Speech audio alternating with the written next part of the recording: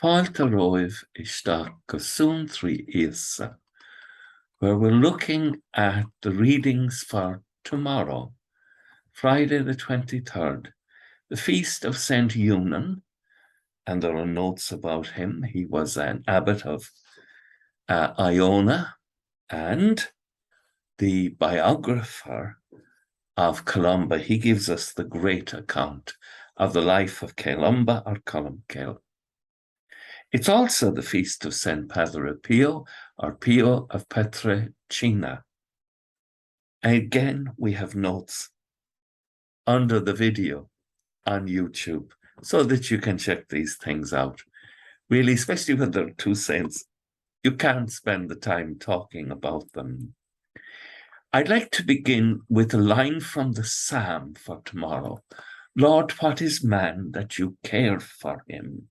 There's a really deep question.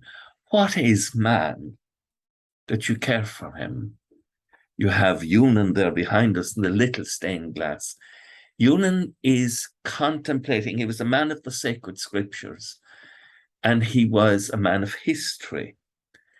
And he's contemplating what humanity is called to be, that we're called to be the children of God.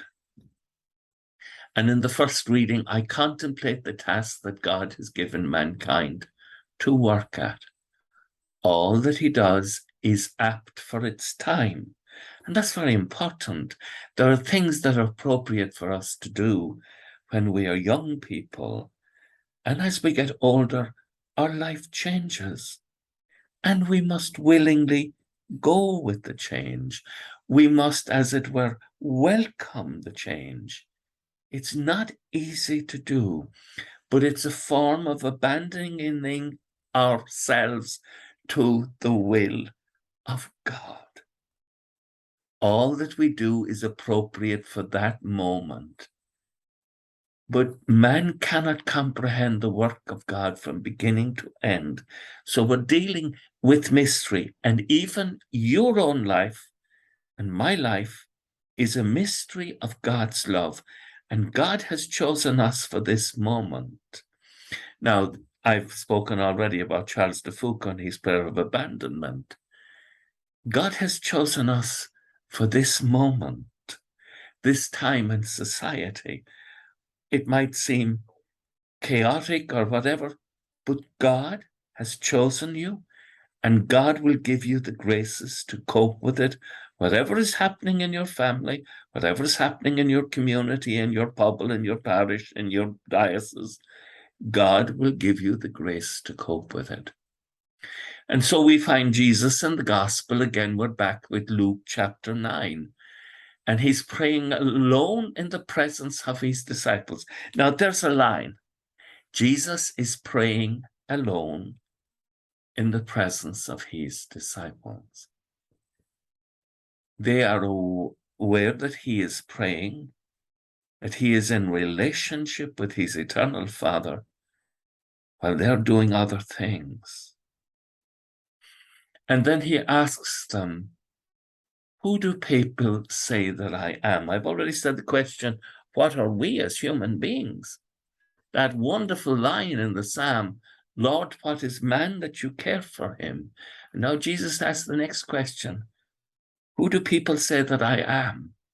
Because it's only in the bringing of those two questions together that we truly discover who we are. Yes, we are human, but called to live in union with the Holy Trinity, this vocation that Christ reveals to us. And suffering is part of this. The Son of Man, Jesus says, is destined to suffer grievously, to be rejected by the elders and chief priests and scribes, and to be put to death, and the glorification by the Father, and to be raised up on the third day. God supplies the grace for the challenge. Let us not be afraid to enter into the challenges that God has put before us in our time. With thoughts such as these, let's go to our beds and let us pray that we shall indeed awaken in the morning with the praise of God on our hearts and on our lips. Agus go manna dia elecoctag shiv ahar mak agus spirit nev. Amen. Slán go fól. Bye for now.